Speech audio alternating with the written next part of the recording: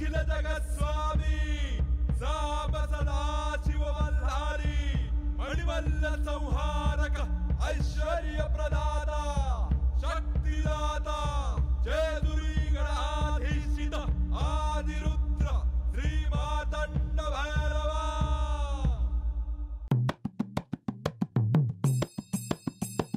जय देव जय देव जय देव जय देव जय देव जय शिव मातंडा।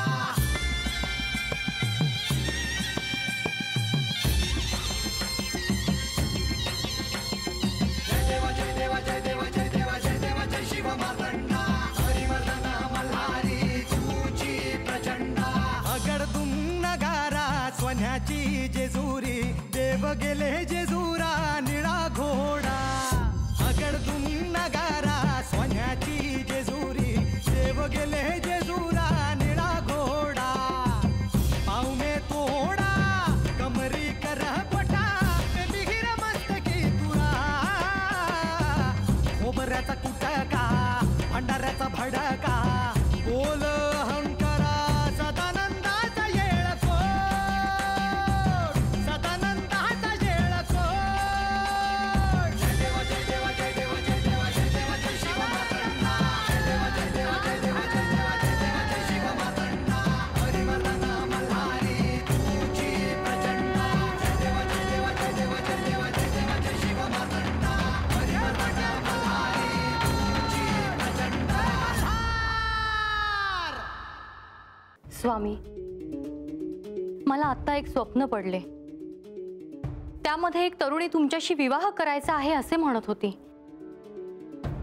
मला हे स्वप्न का पडले असावे, याचा काय अर्थ आहे? पार्वती, ते केवळ एक स्वप्न नव्हतं, तर तो एक संकेत होता। संकेत म्हणजे भविष्यात घडणाऱ्या घटनेची चाहूल? होय पार्वती, आपल्या आयुष्यात एका स्त्रीचं येणं हे अपरिहार्य आहे।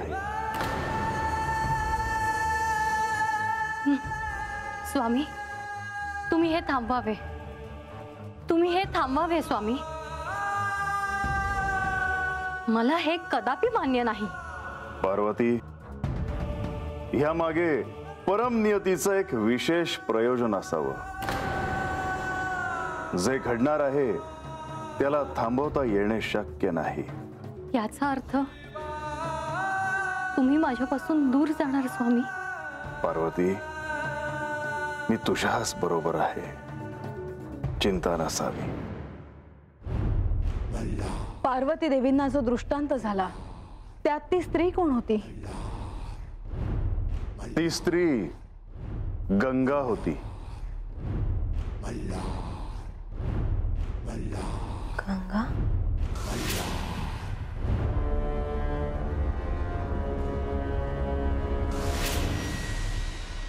पण गत जन्मात पार्वती देवी तुमच्या अर्धांगिनी होत्या।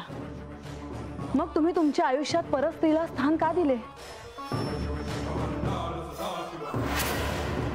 तिने तुमच्या सुखी आयुष्यात का यावं? खरं तर सुखी संसारात कोणत्याही परत स्त्रीला प्रवेश का द्यावा?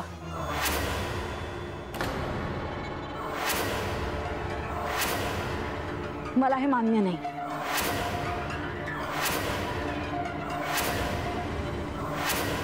गंगेचे तिथे येण्याचे एक विशेष प्रयोजन होते। प्रयोजन काहीही असेल, पण मला ते पटणार नाही। म्हासा, गंगेचे पृथ्वीवर येण्याचे जर तू कारण ऐकशील तर तुझे तिच्याविषयी असलेले मत बदलेल।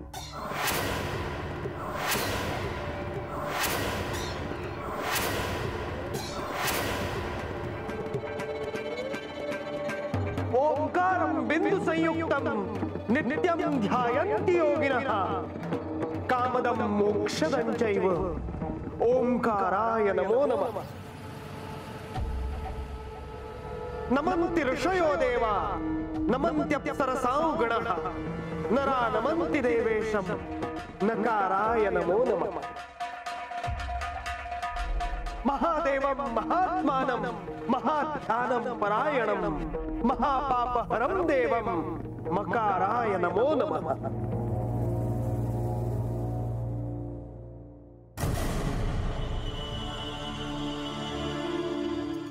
नारायण नारायण. देवांचे देव, या साऱ्या सृष्टीच्या लयतत्वाचे स्वामी, योगियांचे योगी असे श्री महादेव.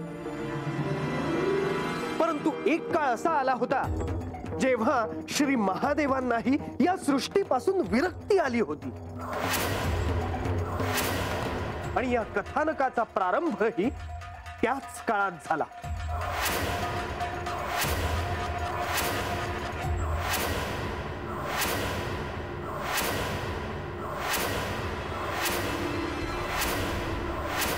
हो, अनेकदा तुम्ही साधनेसाठी एकांतात गेला आहात. तुम्हाला साधनेसाठी एकांत प्रिय आहे हे मला ठाऊक आहे. तेव्हाही तुम्ही कुठेतरी एकांतात साधनेसाठी गेला असाल. होय, त्यावेळी मला एकांत हवा होता. आणि हेही सत्य आहे की त्यावेळी मला साऱ्या सृष्टीचीच विरक्ती आली होती. पण असं काय झालं होतं त्यावेळी? देवी, तो क्षण श्री महादेवांच्या विरहाचा क्षण होता.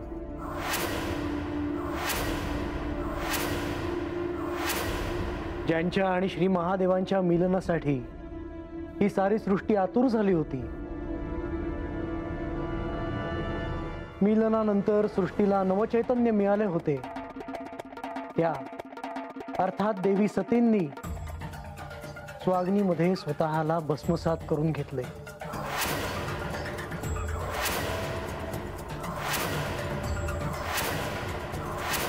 आत्मदाह केला, आत्मत्याग केला त्यांनी.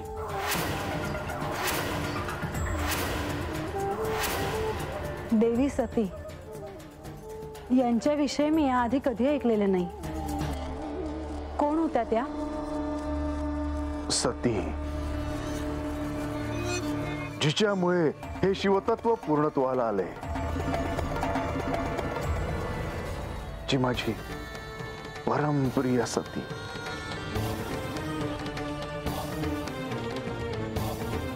म्हणजे मी नाही समजले. नारायण नारायण. देवी, सती देवी या श्री महादेवांच्या पत्नी होत्या. हे काय आहे? ह्या तर हे समजा पहिल्यांदाच ऐकते आहे. मला हे काय भेटावं नव्हतं. होय की? पण असं कसं? अरे वाईस धीर धरा. अरे समज महाराज सांगताल ना. माता सती म्हणजे साक्षात आदिशक्ती, प्रजापती दक्ष यांची कन्या, ज्यांचा श्री महादेवांशी विवाह झाला. आणि त्यांच्याच पित्याने म्हणजेच प्रजापती दक्ष राजाने केलेल्या अपमानामुळे त्यांनी स्वतःचा आत्मदाह केला.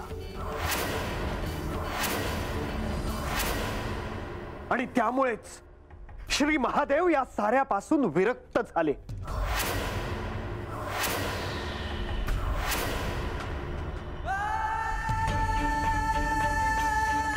सती, मी तुला सांगत होतो की तू नको जाऊस, पण तरीही माझ्याशी भांडून तू तुझे पिता दक्ष यांच्या शुभ कार्यात गेलीस.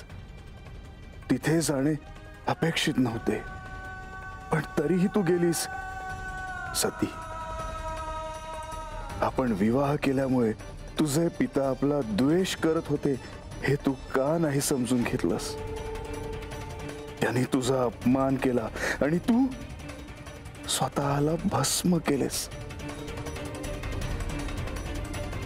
पण तुझ्याशिवाय माझे कसे होईल याचा तू विचार देखील केला नाहीस. आज तू नाहीस म्हणून मी एकटा फिरतो आहे. मला कैलासात जाण्याची इच्छा नाही, कारण तिथे तुझ्या सर्व आठवणी मला त्रास देतील. नारायण नारायण. देवी सतींनी आत्मदाह केल्यामुळे श्री महादेवांचा शोक अनावर झाला.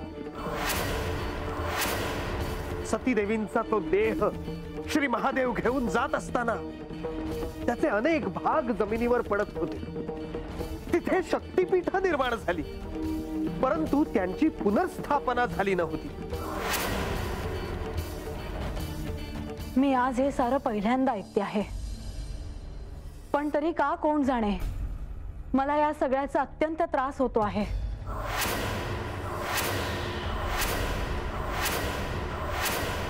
स्वाभाविकच आहे देवी. याची सुरुवात झाली ती प्रजापती दक्ष राजाच्या राज्यात. प्रजापती दक्ष राजाने आपल्या राज्यात यज्ञाचा एक सोहळा आयोजित केला होता, ज्यात अनेक देव, यक्ष, गंधर्व साऱ्यांना आमंत्रण गेली होती. परंतु केवळ श्री महादेवांना आणि दक्ष राजाच्या मुलीला अर्थातच श्री सतीदेवींना आमंत्रण नव्हते.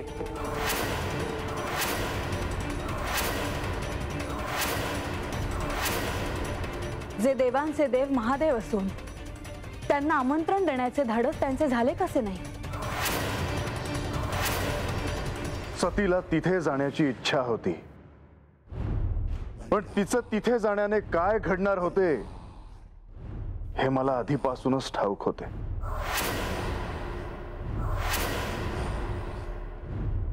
पर देवा, तुम्ही का नाही गेले त्यांच्या संग? त्यासनी एकलीला पाठवायचं म्हणजे? कारण तो परम नियतीचा निर्णय होता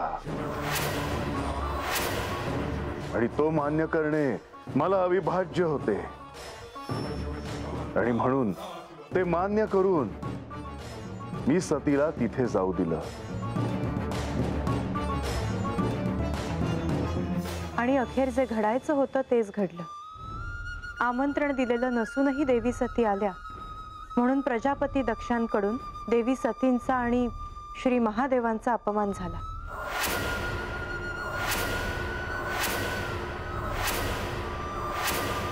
आणि म्हणून देवी सतींनी आत्मदाह केला.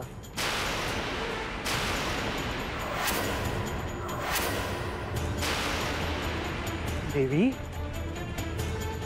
आपण कृपया आपला क्रोध शांत करावा.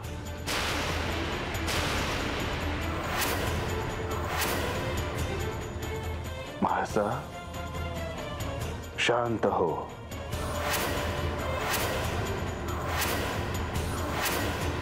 देवीना असं अचानक काय झालं?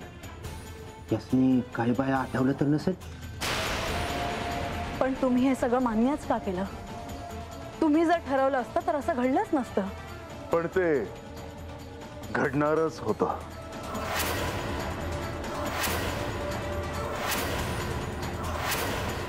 हे सारं मला आज नव्याने कळत आहे. पण मुनिवर, या साऱ्याचा आणि आख्यानाचा काय संबंध आहे? आहे देवी, कारण ज्या ठिकाणी माता सती यांच्या शरीराचे भाग जमिनीवर पडले होते तिथे शक्तीपीठ स्थापन होणं क्रमप्राप्त होतं.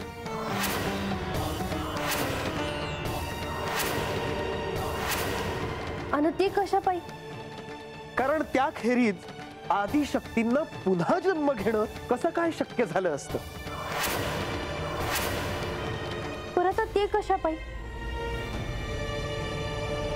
म्हणजे सतीदेवी पुन्हा जन्माला येणार होत्या?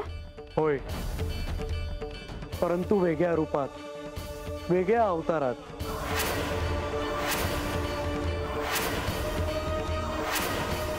कारण त्यांचं आणि महादेवांचं मिलन होणं हे नियतीनं लिहिलं होतं आणि ते आवश्यक होतं. कारण त्याशिवाय तारकासुराचा अंत होणार नव्हता. म्हणजे श्री महादेवांच्या पुत्राकडूनच तारकासुराचा अंत होईल असं त्याला वरदान होतं. देवी, आणि याच तारकासुराचे 3 पुत्र तारकाक्ष, कमलाक्ष आणि विद्युन्माळी हे त्या शक्तीपीठांची स्थापना होण्याआधीच त्यांचा विनाश करण्यासाठी चालले होते. ज्यातला एक भाग, एक शक्तीपीठ मार्कंडेय ऋषींच्या आश्रमानजीक पडलं होतं आणि त्या शक्तिपीठाचे रक्षण करण्यासाठी मार्कंडेय ऋषींनी हिमावन राजाला आवाहन केलं होतं.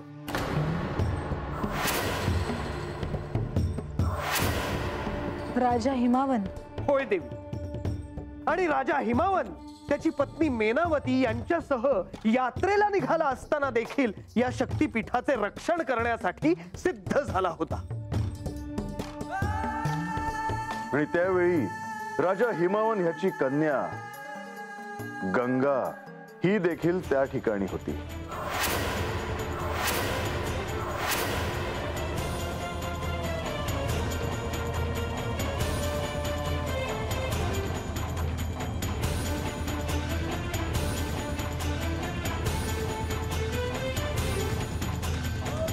हे पर्वतराज,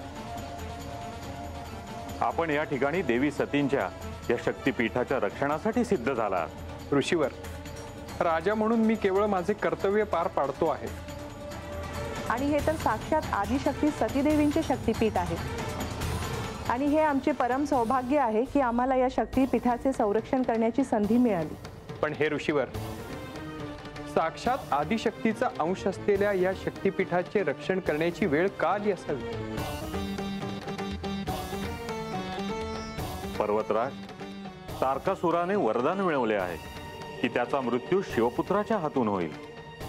आणि त्याला हेही ठाऊक आहे की देवी सतींनी आत्मदाह केला आहे. त्यामुळे शिव आणि शक्ती यांचे पुनर्मिलन होण्यासाठी या सर्व शक्तिपीठांची स्थापना होणे अविभाज्य आहे. तुम्हाला असं तर म्हणायचं नाहीये ना की तारकासूर शक्तिपीठाची स्थापना होण्याआधीच नष्ट करण्याचा विचार करत आहे?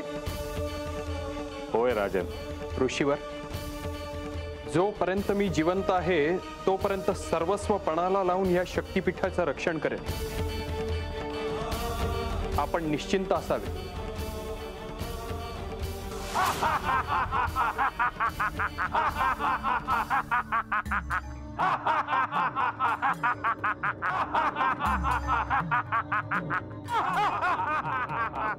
ऋषीवर, हे असुर कोण आहेत? हे तारकासुराचे पुत्र आहेत देवी. दैत्यांनो, तुम्ही इथे कोणत्या हेतूने आलात हे मला चांगले ठाऊक आहे. पण मी तुम्हाला सावध करतो, तुम्ही या पवित्र ठिकाणापासून तात्काळ दूर व्हा. तुम्हाला कदाचित आमच्या सामर्थ्याची कल्पना नसेल. आम्ही तारकासुराचे पुत्र आहोत हे लक्षात ठेवा. या शक्तिपीठाची स्थापना होण्याआधीच आम्ही ते नष्ट करण्यासाठी आलेलो आहोत.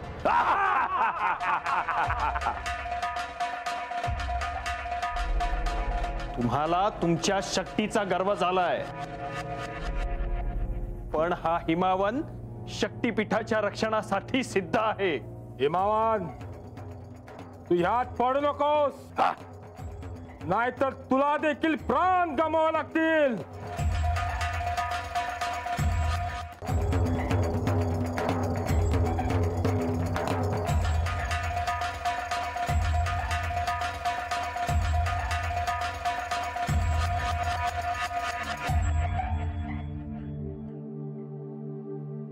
मला माझे कर्तव्य ठाऊक आहे. मग हो तयार तुझ्या मृत्यूसाठी.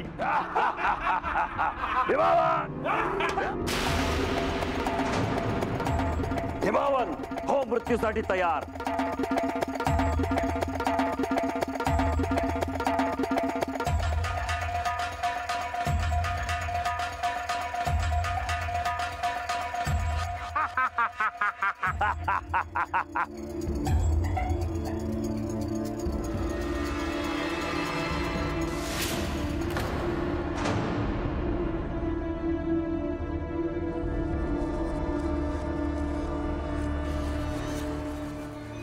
कुणाचे आहे धाडस? माझे.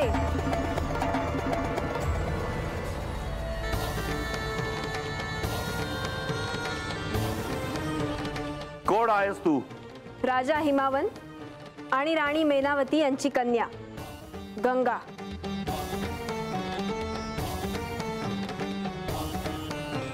राजा हिमावत सारखा तुझा देखील मृत्यू समीप आला आहे तर मृत्यू तर तुमचा समीप आला आहे. निघून जा. अन्यथा काय? अन्यथा तुला आता कळेलच आमचे बळ काय आहे ते.